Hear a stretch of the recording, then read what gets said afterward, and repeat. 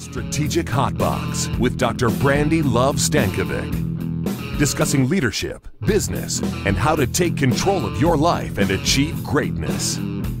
From the streets of Las Vegas, energized, informed, and never diluted. It's time to kick some ass. Hey, it's your girl, Dr. Brandy Stankovic, here on the Strategic Hotbox. Thanks for joining us. Today, we're going to talk about post-pandemic mental health, something that more people should be talking about, that we urge everyone that's here listening to think about in your own lives, as well as the people that you serve as your employees or your families. And we have a very special guest, returning guest from way back in the day. Darren O'Reilly is going to be here with us shortly to talk a little bit about his journey in this area. The pandemic has sent the world into uncharted territory. And as all of us adjusted, we'll say, to this pandemic life, whether it was the stay-at-home orders, your quarantines, the lack of social connection that we may have used to feel, and the fear of the unknown, to be frank, it took a toll on all of us, and many of us in different varying ways. But I think that us focusing back in on mental health is so important. We can all agree that the pandemic in general was a huge disruptor of life, yes, and it was very abrupt, and it impacted not only those of us that are working in different offices or the retail space, but also with our kids being working from home and the virtual schooling that many parents are feeling, and all of us just had a real shakeup that occurred. And when change occurs, mental health can be impacted, right? And whether that means mourning the loss of the way life used to be, or trying to have a fresh perspective on how we create our value proposition moving forward. The Kaiser Family Foundation found that there was a 30% increase in adults reporting symptoms of anxiety or depression between 2019 and January of 2021. And that is intense. And that is scary, and that's probably just the tip of the iceberg in the fact of there are many people potentially not represented there, but a 30% increase is significant. But I feel like there's hope and ways to recognize and understand and cope. And of course, I encourage anybody that is dealing with mental health issues to reach out to someone, whether that's through the CDC and taking a look at their resources, or if you're globally, if you're coming to us from a global location, then to think about different areas in your community, people that you can reach out to, family, friends, or otherwise, and making sure that we're at least being intentional about our efforts to improve in our health. And we have an incredible guest, as I mentioned, with us today, Darren O'Reilly, and he is an expert in this topic and in self-care and neuroscience.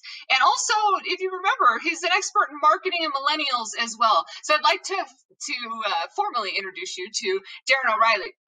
He is an award-winning marketing director, keynote speaker, and business strategist. He was voted Irish Marketing Communications Professional of the Year. He has worked with companies and defined marketing strategies across 6 continents, spanning 117 countries. And his work has reached thousands of people globally. He has studied, as I mentioned, neuroscience and counseling, executive coaching, and he's been and shared the stage with some of the world's most influential business people, networks, and political groups. He has presented in US, in Asia, and all over Europe. So please join me in welcoming our good friend, Darren O'Reilly. Darren, how are you? Hi, how are you? There's a lot of pressure after hearing that introduction. Well, yeah, drum roll, please. I think that one thing I was thinking about, and I almost said it, but I'll just say it now, is that you also have the most delicious Irish accent ever. So, say something to us in just very, very Irish-like. Well, they always use the word 33. Is that like the number? Or dirty yeah, tree? People, anytime I go somewhere, I'm always asked to say 33 because seemingly it sounds very Irish. So 33. Well, there you go. And I don't know whether that's true, but well, it definitely does sound very, very Irish. And we love, I love accents from all over the world. I especially love yours. So I will enjoy it as we get into the actual meat of why we're here today. And that is to talk a little bit about mental health in this post-pandemic world. So remind me about your journey and where you are from a leadership stance. Yeah. I don't know whether, do the audience need to be reminded? You can't have had that many guests who've wet their pants. You're right about that. And we may or may not replay that actual story, here and there. But it has been about 100 episodes ago that you were here with us. If you can believe it, time flies.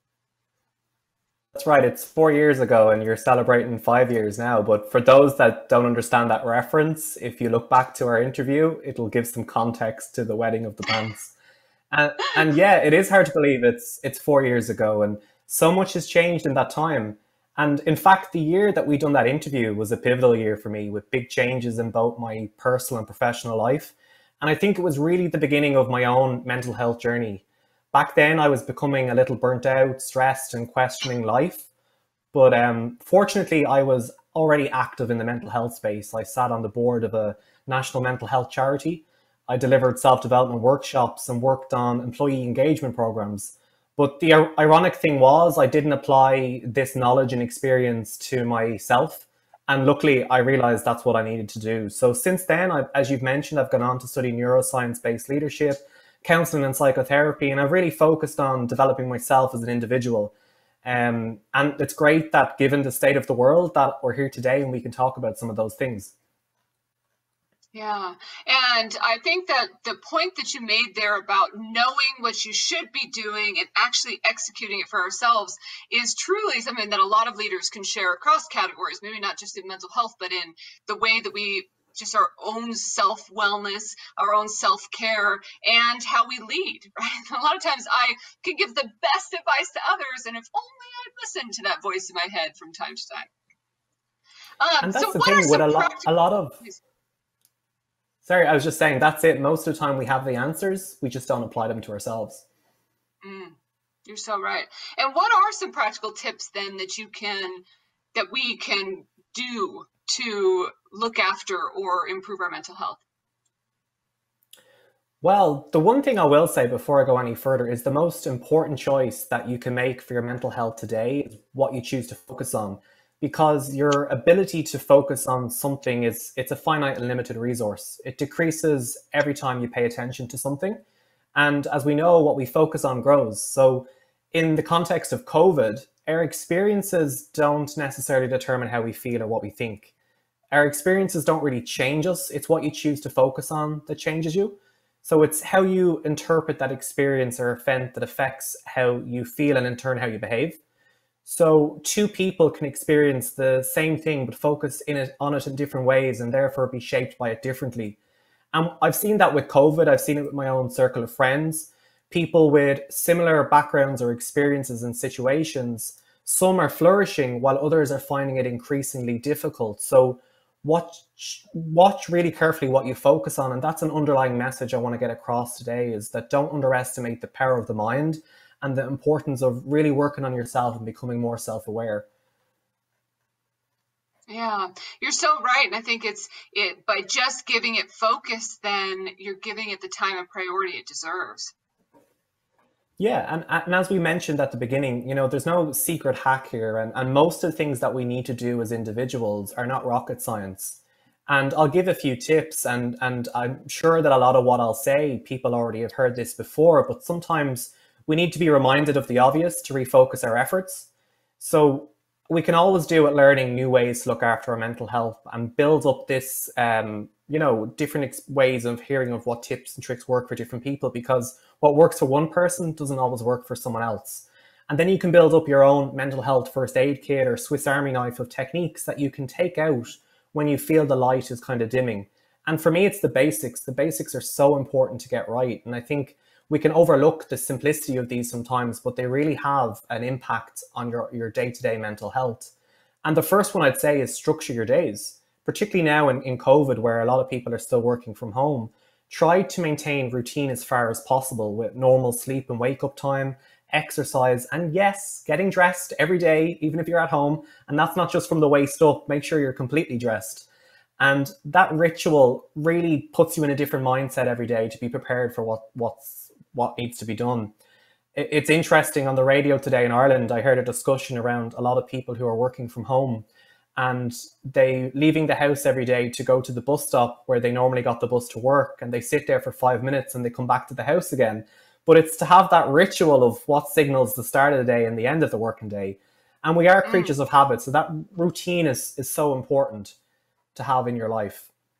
Another tip I'd give is limiting screen time. You know, it's so important now, especially with social media. We see a lot of negative narratives happening online. We see a lot of fake news or this kind of a lot of negative talk. And where possible, if you can try and limit that screen time, it really does have an impact on your energy. And it really does make a difference when you put those boundaries in place and not be totally consumed by the online world. Mm-hmm. I love your point about the start and end of the workday ritual, because an example in my life, it was taking the kids to school and then heading to the office or heading to the airport, different things like that. And then having the evenings, and then the weekends were all focused around the kids' sports. And that's how I knew it was weekend and time to relax, because it's all kids' sports. And then Sunday's house, and then you do it all over again. And when all of that entire slate is wiped clean, it's kind of like, well, what do I do? And when do you start and when do you stop? And how do you feel energized? So that's such a great way to frame it. And even if people have been doing this for a year plus now, then they still can execute and implement some of these pieces of saying, do a better job of, because just because we executed on survival strategies fast doesn't mean that they were the right ones to build a foundation from. 100%. Keeping busy, keeping routine can provide you with a sense of purpose and improve your outlook. So it's so important to maintain that normality as much as possible, even with the changed environment. You know, there's so many other little things that we can do. Like we spoke before about exercise. And I always laugh, your body can stand almost anything. It's just your mind you need to convince. So while it might take me a few hours to mentally convince myself to do it, running has become my savior. And you'll never regret a workout. And every time I do it, I come back with clarity, with energy, and with a refined focus on what needs to be done. So one of the great things with COVID is it means we've more access than ever to try different things. While you can never replace physical activities, everything has gone online. So I can try fitness classes that are in Vegas, for example, because they're now being offered online. So while it might not be ideal, we can look for opportunities to try new things, to practice new things, and to try and get exercise into our lives as much as possible. And so have you tried any exercise classes from Las Vegas, and were there poles involved, or is this just like a reference to awesome boxers and UFC that live here too? It actually wasn't too far off. There was no pole, but it involved dance. And right. I think the neighbors got a bit of a surprise when I realized they could see me from the window. But yeah, I worked up a sweat. But I really enjoyed actually trying different things that perhaps maybe if you were in a physical environment, you'd be a little bit more embarrassed to enter that class and to take part. Whereas you can be as embarrassed as you want behind the screen and you don't feel like you're being judged as much. So and it's only your neighbors that are judging, right? Yeah. Another thing that I'd love to get Sorry, go ahead. No, go, please. What were you going to say?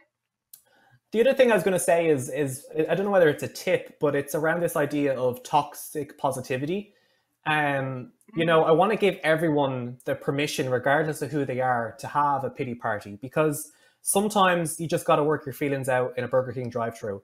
And I've heard so many people start to rant and then to stop themselves and say things like, sure, I'm healthy, I'm safe, I've got a roof over my head, I'm still employed, I should be grateful. And of course, you should be grateful, but it doesn't mean you're immune from the challenges that we're experiencing right now. So you can have perspective, but still struggle with your situation. And I've seen this recently with the Meghan Markle and Prince Harry interview with Oprah. People were questioning how a prince in a palace with such privilege can feel unhappy and trapped.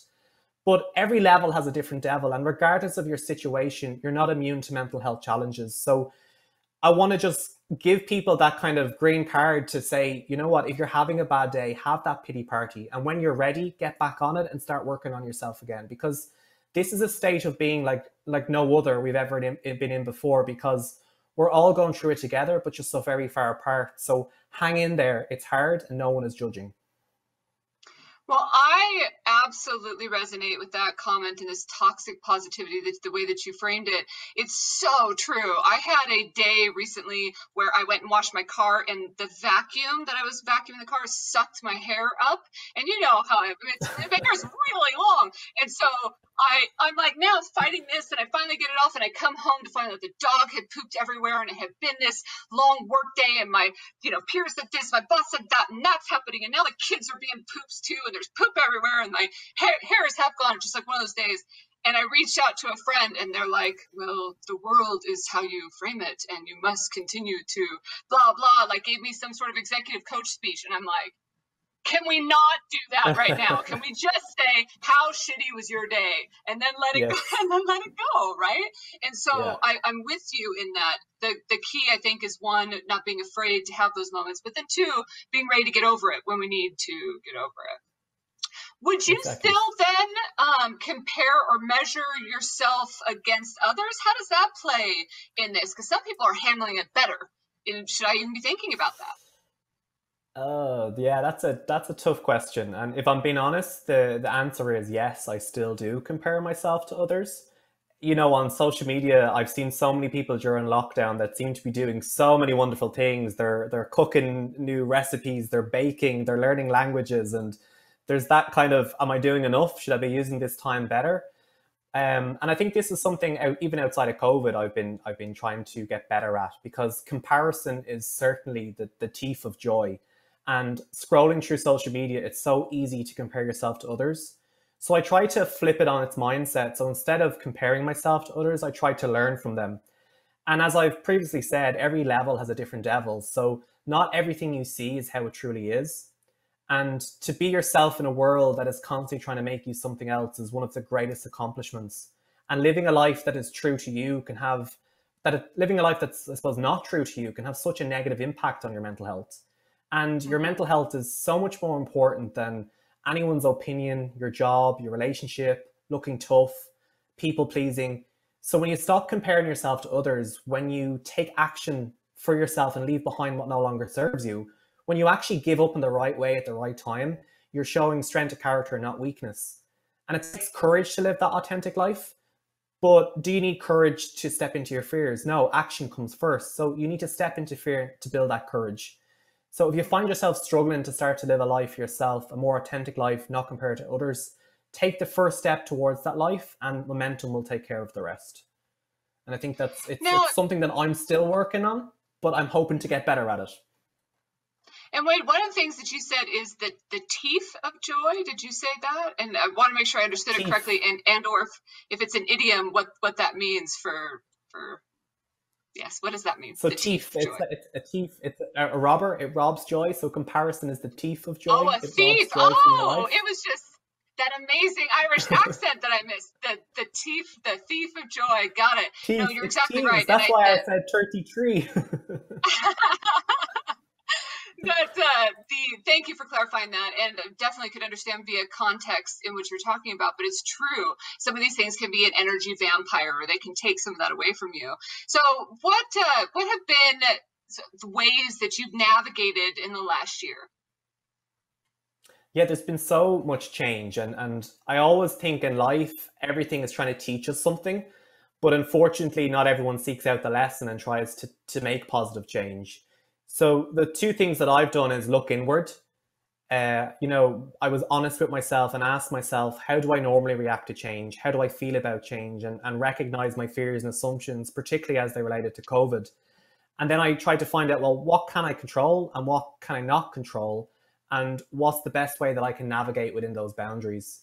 The second thing was trying to start small. So, there's so much things we can't predict. So I tried to break it down as small as possible and be open to these smaller kind of tweaks and amendments to goals that I was trying to execute. And the unknown can be difficult to sit with. So when things get a bit too heavy, or you're anxious, or you feel uncomfortable, don't fight or flight, rest and digest. Don't fight or flight, rest and digest. And that's so important because when we're anxious or when we're uncomfortable with change, the first thing we want to do is either fight or flight. We want to try and change the situation to take control of it. But when you're anxious, you're not thinking clear, and our ability to assess situations is hindered. So I always say, sit on it for a few days and come back to it when you're a little bit more clear on what the challenge is and you can approach it a bit more objectively. And then you're in a better position to make a decision on what way to navigate those changes. And, you know, we always need to get rid of the old to make room for the new. So change is only ever scary if we try to avoid it. Mm-hmm. That's a great way to frame it. And is that then the biggest lesson for you from 2020 of rest and digest, or what's your biggest lesson? Ooh, God, there's so many. I think the biggest lesson I learned is that a lot of things that we need in life to feed our soul don't necessarily cost us money. So when I look back over the year, things that have really helped me was self-care, nature, working on self-awareness, staying informed but not getting absorbed, making time for family and friends, and realizing that technology can never replace real connections. So there's been so many little lessons, but I think what it's made me realize is that a real wholesome life doesn't require materialistic things. You know, these simple little things can really feed your soul and make you feel a little bit more content. Mm-hmm. You're so right. And those little things on the positive end can help, as you're saying, build to having this positive frame of mind. On the negative end, those also can add up. Right. So sometimes something will occur and I'll boil over and people will say, why on earth are you so upset about this tiny little thing? I'm like, it wasn't that tiny little thing. It was the day of filling my bucket that ended up becoming the straw that breaks the camel's back, or that type of thing. It all adds up both positively and negatively. 100%. And so then I have to ask, do you have a funny story, and you know, does it involve peeing this time, or can you share something with us? Yeah, after the last time, I don't think it's a good idea for me to share a funny story if I want to claw back any of my dignity. Most of my stories are very inappropriate. I don't know if it's a funny story. I have a story that was an embarrassing story. I used to hate having red hair as a kid. And in school, kids would make comments about red hair, and I hated the word ginger. Now, over the years, that has changed. I love my hair, and it's not as red as it used to be, probably because it's stress. But so I decided one day as a kid that I was going to change this, and I decided to dye my hair. And I'd never bought hair dye before, or even ventured into the ladies section of the pharmacy. So I wanted to get in and get out very quickly without anyone seeing me. So I scanned the shelf, and I seen mahogany. And in my innocent mind, I thought mahogany is furniture is wood is brown. So that's brown, I'll grab it, pay and go. So I went home, read the instructions, covered my hair. It said to wipe away any excess on your skin. So I snuck into my sister's bedroom, got some facial wipes and cleared away anything that got onto my skin. By now it was late, so I washed the hair dye out. It was still damp, so I couldn't really see the color, but I knew it was darker. I went to bed with great optimism in the hope of waking up in the next day with naturally brown hair. Well, did I get a shock? Turns out mahogany in hair color is pink. And to make matters worse, the facial wipes I used were actually self-tanning wipes. So there I stood 10 minutes before the school bus arrived with violently pink hair and a face that resembled an Oompa Loompa. So I learned 2 lessons that day. The first lesson was mahogany is pink. And the second lesson is sometimes things are just better left the way they are. Well, we love your naturally red and now even strawberry blonde hair. And thank you for sharing that story. How these things occur, you know, that you're just willing to share the real life stuff with us, because all of us face those kinds of moments. Maybe not in the same intensity that you have, but thank you for sharing that. Yeah. I think I just attract What was that? I think I just attract these things to my life. Yeah. Well, let's hope that there's no more dye or pee, you know, that comes as you've officially learned that particular lesson. So share a bold action item or takeaway. So I think a lot of what I spoke about, to try and summarize that, it's your service to others should never be a disservice to yourself. So you can never help others unless you help yourself first and work on yourself, because if you don't have the energy for yourself, you're not going to have the energy for others. So your service to others should never be a disservice to yourself. I love that. That's so, so good. And if I have now some questions, and I want you to just rapid fire answer them for me. Does that sound good? Okay, we'll give it a go. If I could, I would blank every day. Ooh, one word. I would say travel, but if I could cheat, I'd say fresh bed sheets every day. There's nothing better than fresh bed sheets. You're right. Climbing into fresh. I like that one too. Both Yes. really good. And the world would be a better place if. Oh, one word. Mindful. I feel, I'll have to explain that one. I feel a lot of the issues in the world could be eased slightly or not be as difficult to address if we worked on our mindset and our self-development. I think we teach a lot of kids things in school, but we don't teach them how to be an adult and how to function in the world and to deal with mental health. And I think if we had that, the world would be more open-minded to differences, be more equality and diversity and inclusion. These things would be more open-minded because people can accept differences, but learn to live alongside them, even if they don't agree. Yeah, it's so true. If people wanted to get a hold of you, is social media the best place? How should they view that? Yeah, I'm most active on Twitter. You'll find me on Twitter. My handle is in Irish, so I won't try and make people find that. But if you search my name, you'll find me on Twitter and also on LinkedIn. Excellent. Well, thank you so much for returning back to the Hot Box and talking about your journey and giving us some practical tips on how to improve and recognize our own mental health. It was really good to see you. Thanks for having me. I hope it was useful. Thank you. Bye, Darren. Talk to you soon. Bye. See you soon. Let's head out to our shout out. Olá, tudo bem? Hello everyone, we're here in Manchester. Estamos aqui em Manchester. And you're listening to Brandy on Estamos the Hot Box. ouvindo a Brandy no Hot Box.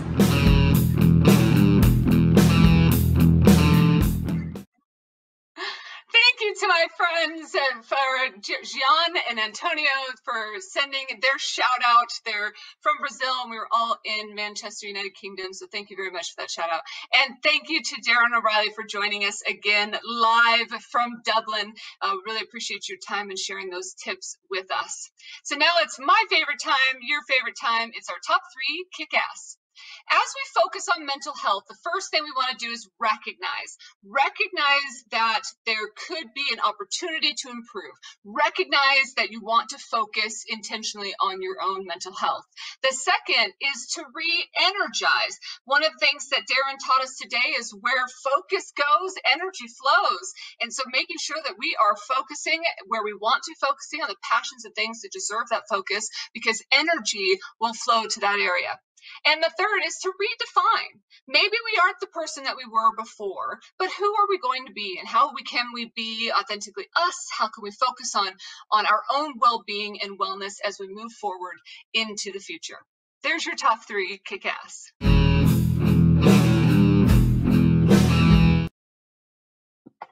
And so thank you again to Darren for being here with us. We'd love to hear from all of you on any topics that you'd like us to tackle here on the Strategic Hot Box. You can share your thoughts or your questions on Facebook. Of course, Facebook is the / Strategic Hot Box. On Twitter at Brandy Love, BRANDILUV, or Instagram is at Brandy Love or at Strategic Hot Box. Or you can always just send us an email, and it's podcast@strategichotbox.com. So thank you very much again for everybody that was part of our episode. Thank you for being here today. And now it's time to get out there and kick some ass.